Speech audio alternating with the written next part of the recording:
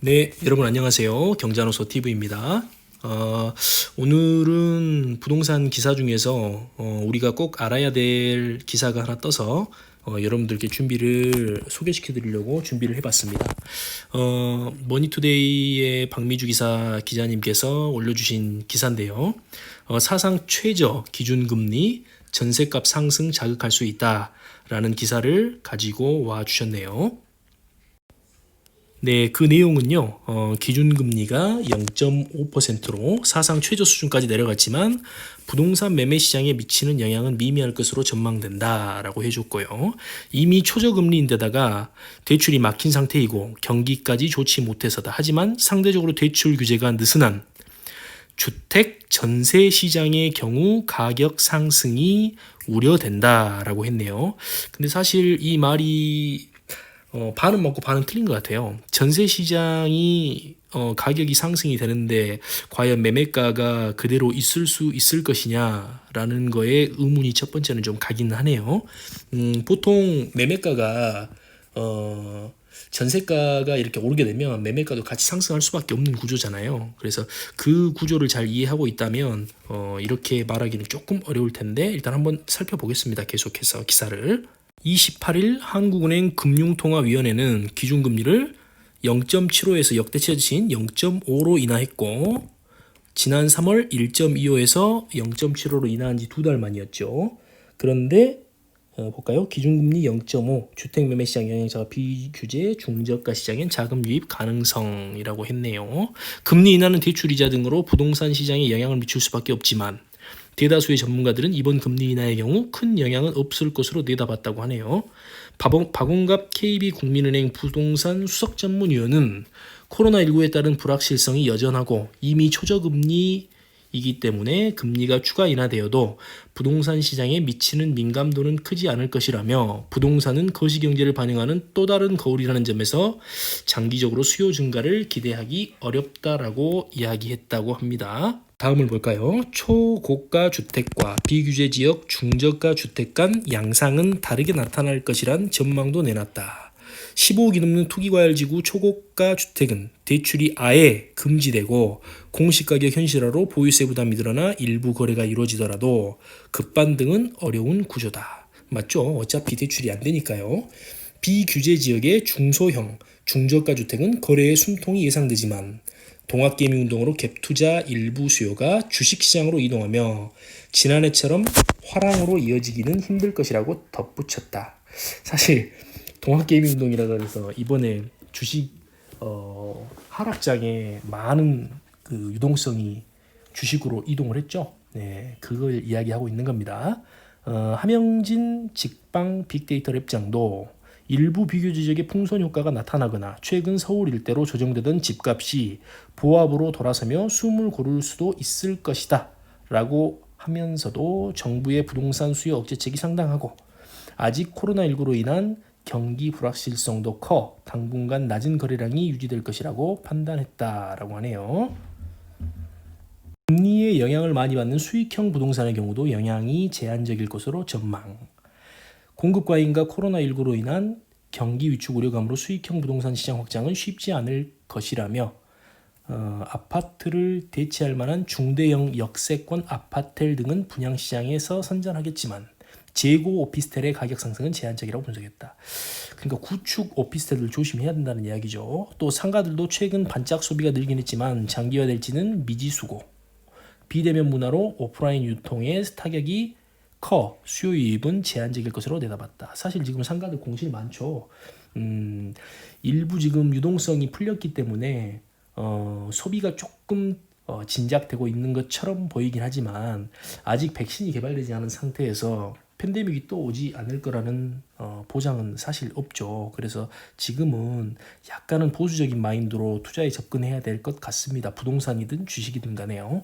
자, 계속 읽어보겠습니다. 개인보다는 일부 법인 또는 현금 부자들의 자금은 부동산으로 유입될 수 있을 것이란 의견도 있다. 기업의 경우 대출 규모가 커 금리 인하의 혜택을 볼 수 있고 현금 부자들의 자금도 금융상품 금리가 낮아지면서 부동산으로 흘러들어갈 가능성이 높다고 봤다. 그렇죠. 금리가 낮아진 만큼 금융상품에 있어서 어떤 금리를 가지고 이자를 가지고 큰 수익을 내기란 사실 어렵죠. 일부 대기자금이 들어갈 수는 있을지언정 결국은 그 돈은 유동성이라는 것도 좀 더 많은 수익을 창출하는 그 자산으로 흘러 들어갈 수밖에 없다라는 이야기죠. 예, 좋은 지적인 것 같습니다. 전세시장 자극 우려, 대출 이자 인하, 3기 신도시 등 매매 대기 수요 영향이라고 했네요. 무슨 말이냐면 주택 전세 시장에는 금리 인하가 악영향을 미칠 수 있을 것으로 우려된다. 대출 규제가 있는 주택 매매 시장 영향은 크지 않겠지만 전세는 80%까지 대출을 받을 수 있다며 지금도 현금 여력이 없는 사람들은 공공재개발 3기 시도시 임차인 보호장치 강화도로 임대시장으로 편입되고 있는데 전세 대출 이자가 낮아지면 전세로 수요가 더 몰리면서 전세값 상승을 자극할 수 있다라고 예측했다고 하네요. 박미주 기자님 좋은 기사 감사합니다. 근데 일단은 여기서 우리가 체크해봐야 될 것은 일단은 지금 이제 0% 예금 시대가 본격화됐다라는 거죠. 다음 주부터 예적금 금리 인하가 지금 된다고 하는데요. 전세값은 사실 계속 올라갈 수밖에 없을 것 같아요. 괜찮은 입지의 전세 매물이 씨가 마르고 있는 것도 사실이고요.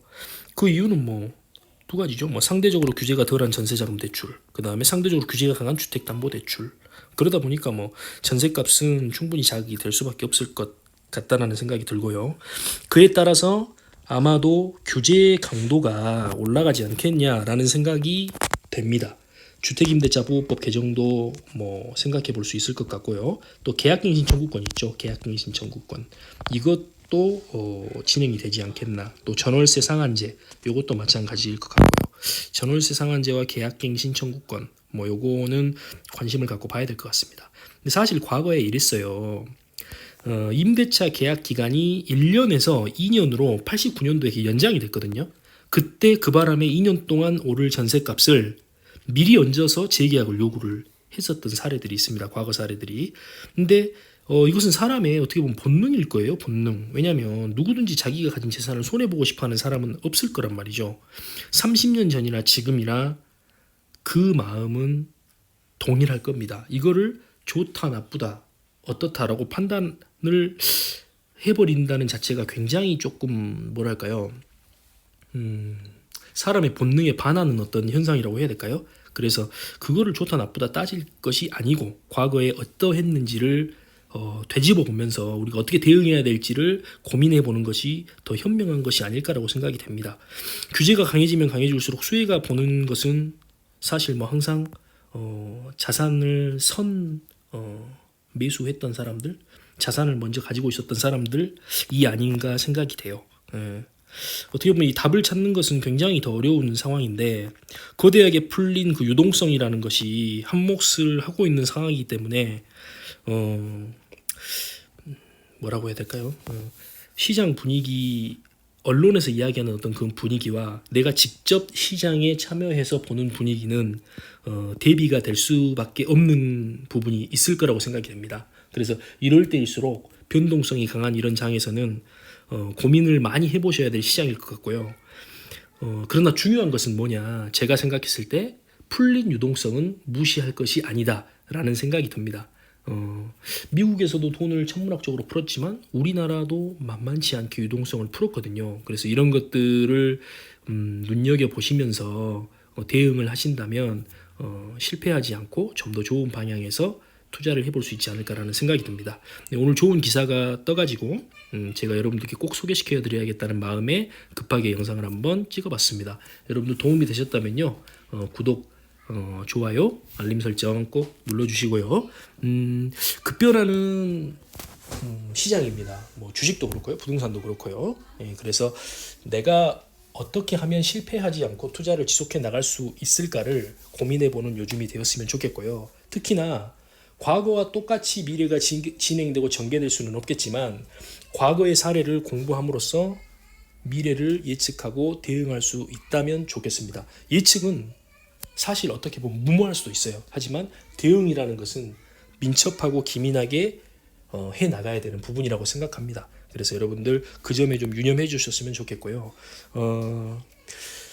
투자라는 게 또 그런 것 같아요. 우리가 뭐 투자하다가 실패할 수도 있지 않느냐, 뭐 그게 좋은 경험이 될 수 있지 않겠냐라고 말씀하시는 분도 있지만, 실패의 경험을 최소화시킬 수 있다라면 최소화시킬 수 있는 방법을 생각해보고 고민하는 것이 더 중요할 겁니다. 네, 오늘도 영상 시청해 주셔서 감사합니다. 행복한 밤 되세요.